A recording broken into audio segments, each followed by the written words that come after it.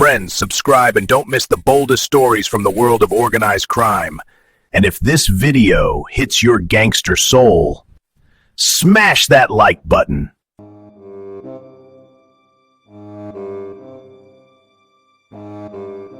In 2009, the FBI placed a Russian man on their 10 most wanted list. His bounty? $100,000. His crime? Allegedly orchestrating a stock fraud scheme that cost investors over $150 million. But here's what didn't make headlines. At the time, this man controlled an organization that Western intelligence estimated was worth $9 billion. $9 billion. He had never fired a gun in public, never posed for a photograph with gold chains, never even raised his voice in a boardroom. And yet, former FBI Director Robert Mueller once called his network the most dangerous organized crime group in the world. His name was Semion Mogilevich, and the organization he helped build, the Solntsevskaya Brotherhood, didn't need to be loud to be lethal. They didn't operate like the Italian Mafia. They didn't function like Colombian cartels. They moved money, not bodies. They corrupted systems, not street corners. And by the time Western law enforcement understood what they were, Solntsevskaya had already embedded itself into international banks, energy companies, and governments across 3 continents. So how did a criminal organization you've probably never heard of become more powerful than crime families that made Hollywood movies? And more importantly, where are they now? Chapter 1. Born in the Chaos. To understand the Solntsevskaya Brotherhood, you have to understand the world that created them. And that world was collapsing. December 1991. The Soviet Union officially dissolves. 70 years of communist control vanish overnight. And what follows isn't freedom, it's chaos. State-owned industries are sold off for pennies. Police salaries disappear. The ruble becomes worthless. Millions of people lose their savings, their pensions, their security. In Moscow alone, the murder rate triples within 2 years. It's not a transition. It's a free-for-all. And in the southwestern district of Moscow, a gritty, working-class neighborhood called Solntsevo, a group of men see an opportunity. These aren't your stereotypical gangsters. Many of them grew up together. Some played sports at the local athletic clubs. Others worked in the black markets that had existed under Soviet rule for decades, trading Western goods, cigarettes, foreign currency. When the USSR collapsed, they already had the networks. They already had the trust. What they didn't have was competition. The Solntsevskaya Brotherhood begins as a protection racket. Local businesses, suddenly vulnerable without state oversight, need security. Solntsevskaya provides it, for a price. But unlike other gangs springing up across Moscow, Solntsevskaya operates with unusual discipline. No unnecessary violence. No public spectacles. No turf wars that draw police attention. They settle disputes quietly. They pay off the right people. And they expand. By the mid-1990s, Solntsevskaya controls not just Solntsevo, but significant portions of Moscow's construction industry, its fuel distribution, and its banking sector. And here's the detail most people miss. They did it by acting less like criminals and more like a corporation. They kept records. They held meetings. They invested profits into legitimate businesses that could be used to launder money and to generate even more. The chaos of the Soviet collapse didn't just allow organized crime to flourish. It created the perfect conditions for a new kind of criminal organization. One that didn't need to control streets. One that could control money itself. And leading this evolution was a man who would redefine what it meant to be a mob boss. Chapter 2. The Invisible Boss. Semion Mogilevich doesn't fit the profile. No scars. No prison tattoos. No reputation for violence. In fact, when you look at photographs of him, and there aren't many, You see a heavy-set man in glasses who looks more like an accountant than a crime lord. And in many ways, that's exactly what he was. Born in Kiev in 1946, Mogilevich earned a degree in economics. While other Soviet mobsters were running street rackets, he was studying financial systems, international trade law, and the vulnerabilities in newly opened Eastern European markets. By the time the USSR collapsed, Mogilevich had already spent years operating in the gray zones, helping wealthy Russians move money abroad, facilitating immigration fraud, and building relationships with criminal networks across Europe. But here's what made him different. Mogilevich understood that the future of organized crime wasn't violence. It was complexity. Western law enforcement struggled to prosecute him because he didn't behave like a criminal. He lived openly in Moscow, then Budapest. He registered businesses. He paid taxes, some taxes anyway. He surrounded himself with lawyers, accountants, and former KGB officers who knew how to navigate legal loopholes. When investigators tried to follow the money, they found shell companies registered in Cyprus, accounts in Switzerland, and board members who had no idea who they were really working for. Inside criminal circles, Mogilevich's reputation was different. He was known as the Brainy Don, not because he was violent, though violence was available when necessary, but because he was strategic. He didn't demand respect through fear. He earned it through results. If you needed to move money across borders without detection, Mogilevich had a solution. If you needed to acquire a privatized Soviet factory without alerting authorities, Mogilevich had a plan. He didn't just participate in the criminal underworld. He provided infrastructure for it. And by the late 1990s, Western intelligence agencies realized something alarming. Mogilevich wasn't just running the Solntsevskaya Brotherhood. He was connected to multiple Russian organized crime groups, acting as a coordinator, a financier, a bridge between the old Soviet criminal networks and the new global economy. The FBI opened a file on him in 1996. Interpol issued a red notice. But Mogilevich never set foot in the United States, never gave them jurisdiction. And every time prosecutors got close, the case fell apart. Witnesses recanted, evidence disappeared, charges were dropped for lack of proof. He operated in plain sight. And somehow, that made him untouchable. Chapter 3. How they made their money. When people think of organized crime, they think of drugs, guns, and violence. And yes, Solntsevskaya was involved in all of that. But what made them different, what made them powerful, was that those were side businesses. The real money was in fraud. And they were exceptionally good at it. In the 1990s, Russia's privatization process is a disaster. State-owned companies are auctioned off, often to the highest bidder with the right connections. Solntsevskaya, through proxies and shell companies, acquires stakes in factories, oil refineries, and aluminum plants. Not to run them, but to strip them. Equipment is sold off. Assets are moved offshore. The companies collapse, but the profits are clean. Then, there's the banking sector. As Russia opens to Western investment, Solntsevskaya sets up or infiltrates small banks. These banks accept deposits, offer loans, and look legitimate on paper. But behind the scenes, they're washing money, moving illicit profits from extortion, and smuggling into legal-looking accounts.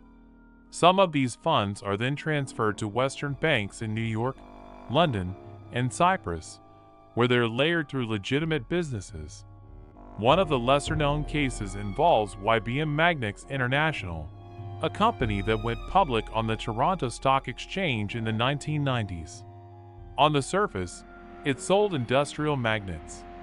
In reality, investigators later alleged it was a front for Mogilevich's network, used to manipulate stock prices and launder hundreds of millions. By the time the FBI raided IBM's Pennsylvania offices in 1998, The stock had already made early investors rich and left later investors with nothing. Mogilevich was indicted, but he was in Russia, untouchable. And then there's energy. In the chaos of the post-Soviet economy, natural gas and oil become the most valuable commodities in Russia. Solntsevskaya doesn't try to control the entire industry. That would be impossible. Instead, they control the margins. They skim fuel from pipelines. They forge contracts. They manipulate prices through phantom companies. It's not flashy, but it's billions. What Western law enforcement slowly realized was this: Solntsevskaya didn't need to rob banks. They owned the banks. They didn't need to smuggle drugs across borders. They had legitimate shipping companies to do it for them. And by the time investigators traced the money back to Moscow, it had already passed through 12 countries and 40 shell companies. This wasn't just organized crime. It was organized capitalism, stripped of ethics, laws, and oversight. Chapter 4. America was watching. For years, American law enforcement focused on the Italian Mafia, the Five Families, the Gambinos, the Genovese. These were the organizations that dominated headlines, filled courtrooms, and inspired movies. But by the mid-1990s, FBI agents working in New York were noticing something strange. Russian-speaking criminals were showing up in their investigations, not as low-level operators, but as financiers, as facilitators, as people with access to resources the Italian mob could only dream of. Brighton Beach in Brooklyn becomes a hub. Nicknamed Little Odessa, it's home to tens of thousands of Russian and Ukrainian immigrants. Most are legitimate, but buried within the community are individuals connected to Solntsevskaya and other Russian organized crime groups. They're not running protection rackets on street corners. They're running fuel tax frauds worth tens of millions. They're operating health care scams. They're moving money for criminals across the former Soviet Union. Miami becomes another center. Russian organized crime figures buy property, open businesses, and establish themselves in Florida's banking sector. Some of them are connected to Mogilevich. Some are connected to rival groups. But the pattern is the same. They don't draw attention. They don't engage in public violence. They blend into the economy. And Los Angeles. In the late 1990s, federal agents discover a sophisticated stolen car ring shipping luxury vehicles to Eastern Europe. The operation is tied to individuals with connections to Solntsevskaya. The cars are stolen, the vents are altered, and they're exported through legitimate shipping companies. By the time authorities realize what's happening, hundreds of vehicles, worth millions, are already in Russia. But here's why the FBI became so concerned. Solntsevskaya wasn't operating like a traditional mafia. The Italian mob controlled neighborhoods. Solntsevskaya controlled networks. They didn't need to threaten witnesses. They operated across jurisdictions where American prosecutors had no reach. They didn't need to hide. They structured their activities through legal businesses. And most disturbing of all, they had connections to Russian intelligence agencies, either through former KGB officers in their ranks or through mutually beneficial arrangements. In 1996, the FBI creates a special task force focused on Russian organized crime. Agents attend training on post-Soviet criminal networks. Linguists are brought in. The message from Washington is clear. This is a national security issue, not just a law enforcement problem. And yet, despite years of surveillance, indictments, and international cooperation, Mogilevich remains free. Solntsevskaya's operations continue. Because the infrastructure they built doesn't depend on one man. It depends on a system. Chapter 5. Power without guns. Here's what makes the Solntsevskaya Brotherhood different from almost every other major criminal organization in history. They didn't rely on constant violence. And that wasn't a weakness. It was their greatest strength. In Mexico, Cartels kill to control territory. In Italy, the Mafia kills to enforce omerta, the code of silence. In Colombia, Pablo Escobar bombed buildings and assassinated politicians. Violence, in these organizations, is a tool of control, but it's also a liability. It draws attention. It invites retaliation. It creates martyrs and motivates law enforcement.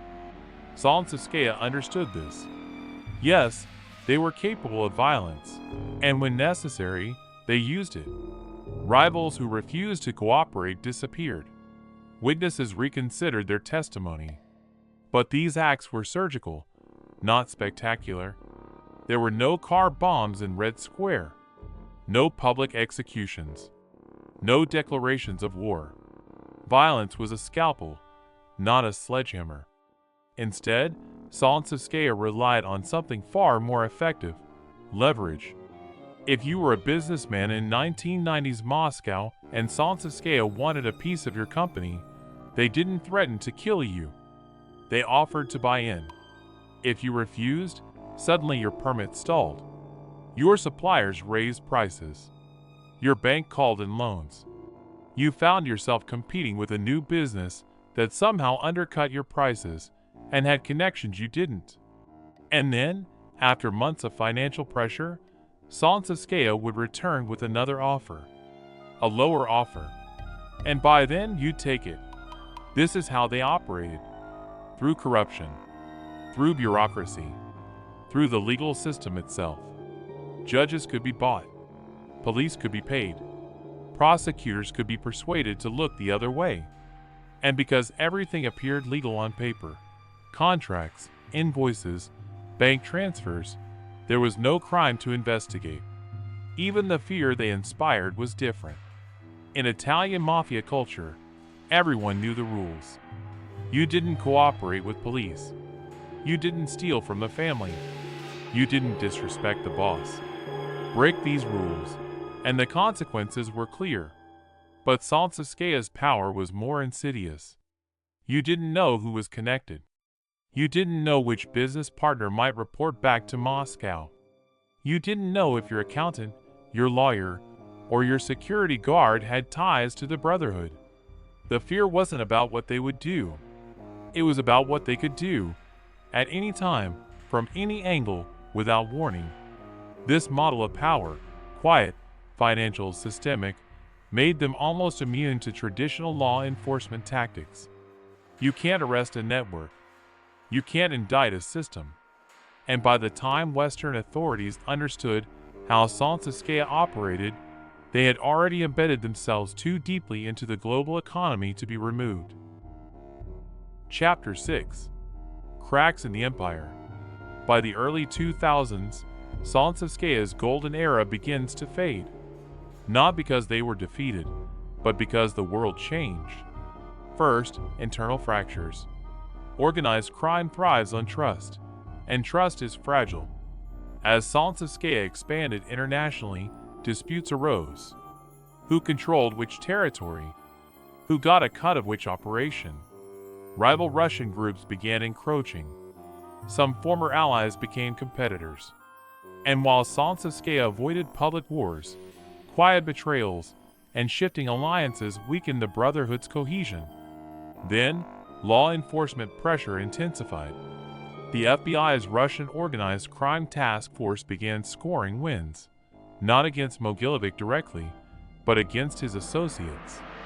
Lower-level operators were arrested. Money laundering schemes were exposed.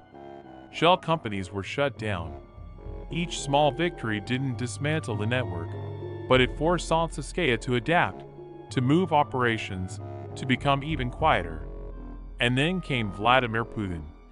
When Putin rose to power in 2000, he promised to restore order to Russia. And part of that meant bringing the oligarchs and organized crime under control, or at least under his control. Some criminal leaders were imprisoned. Others fled. A few, allegedly, made deals, offering loyalty in exchange for protection. The exact nature of Solntsevskaya's relationship with the Kremlin remains murky. But what's clear is this: By the mid-2000s, the chaotic free-for-all of the 1990s was over. The Russian state reasserted itself, and organizations like Solntsevskaya had to decide whether to work within the new system or risk becoming targets. Mogilevich himself seemed to vanish from public view. In 2008, he was briefly arrested in Moscow on tax charges, then quietly released. The FBI kept him on the 10 most wanted list until 2015, when his name was removed without explanation. Was it because the case went cold? Or because his activities had become entangled with Russian state interests, making prosecution politically complicated? No one knows for sure. But here's the key point. Solntsevskaya didn't collapse. They adapted. They became quieter, more careful, less visible. The flashy frauds of the 1990s gave way to more sophisticated operations: cybercrime, cryptocurrency, international real estate. The Brotherhood structure became less hierarchical, more decentralized. Individual cells operated with more autonomy. And because they had already established themselves in legitimate industries, many of their activities simply blended into the background of global commerce. They didn't disappear. They evolved. Chapter 7. Where are they now? So where is the Solntsevskaya Brotherhood today? The honest answer is, we don't know for certain. And that's the point. Unlike the Italian Mafia, which has been documented in books, films, and courtrooms for decades, Solntsevskaya operates in shadows. There's no public leadership, no known headquarters, no spokesman. What remains is a network, loosely connected, internationally dispersed, and deeply embedded in both legitimate and criminal economies. Law enforcement officials believe that many of Solntsevskaya's original members have either retired, been arrested, or died. But the systems they built, the money laundering channels, the corrupt officials, the shell companies, those systems still exist. And new operators have learned from their playbook. Today, Russian organized crime looks different. It's less centralized, more digital. Hackers launch ransomware attacks from Moscow apartments. Cryptocurrency exchanges obscure the movement of illicit funds. Oligarchs and criminals operate in the same circles, sometimes indistinguishably. And while Solntsevskaya may no longer exist as a unified brotherhood, their influence is everywhere. You see it in the way modern cybercrime syndicates structure themselves, decentralized, difficult to prosecute, operating across borders. You see it in the way financial fraud has become globalized, complex schemes involving dozens of countries, each with its own jurisdiction and legal limitations. You see it in the way that organized crime has moved away from street violence and toward white-collar crime, less visible, more profitable, harder to stop. And here's the uncomfortable truth. Solntsevskaya proved that you don't need to be the loudest to be the most dangerous. You don't need headlines. You don't need fear. You just need access to banks, to politicians, to markets. And once you have that access, you don't need to control territory. You control money. And money, as Solntsevskaya demonstrated, is the most powerful weapon of all. The Solntsevskaya Brotherhood never became a household name. And that was always the plan. While the world watched the Italian Mafia, the Colombian cartels, and the Mexican drug wars, a different kind of criminal empire was rising, one that didn't announce itself with violence, didn't seek fame, and didn't need to be seen to be powerful. They understood something that most criminal organizations never do, that the most dangerous empires are the ones you don't know exist. Today, when we think of organized crime, we imagine shootouts and kingpins. But the real threat isn't on the streets. It's in the boardrooms, in the offshore accounts, in the legal loopholes, and the corrupted systems that allow billions to move invisibly across borders. Solntsevskaya didn't just run a criminal organization. They built a blueprint. And that blueprint is still being used by cybercriminals, by oligarchs, by networks we haven't even identified yet. The FBI once called them the most dangerous organized crime group in the world. And the terrifying part? They might still be right.